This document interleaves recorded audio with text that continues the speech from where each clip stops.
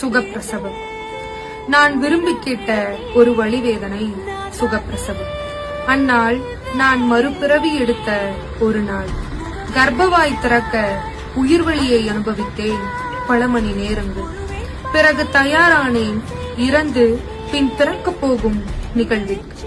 முதல் படியாய் இரத்தக்கட்டிகள் வெளியேறின.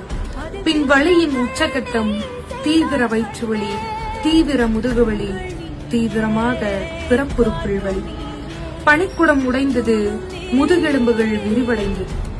கருவறை வாசத்தை விட்டு வெளியுலகை காண குழந்தையின் தலை என் பிறப்புறுப்பை கிழித்தது 5 சென்டிமீட்டர் வரை.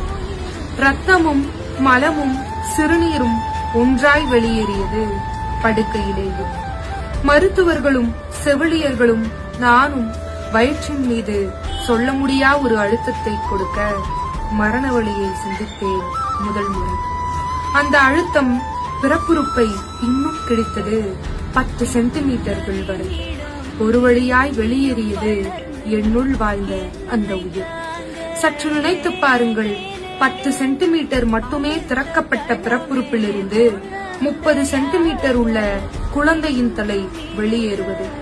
பின் தானே ஒன்றாய் உருவாகி 10 மாதம் ஒட்டியிருந்த தொப்புள் கொடி அறுக்கப்பட்டது.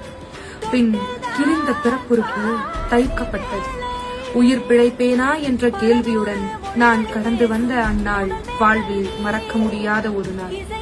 பெயர் மட்டும்தான் சுகப்பிரசவம். கடந்து வந்ததெல்லாம் உயிர் போகும் வழி மட்டும்தான். கடைசியாய் ஒன்று, அன்று தொட்டு வந்தேன் இறப்பின் கதவை முதல் முறை.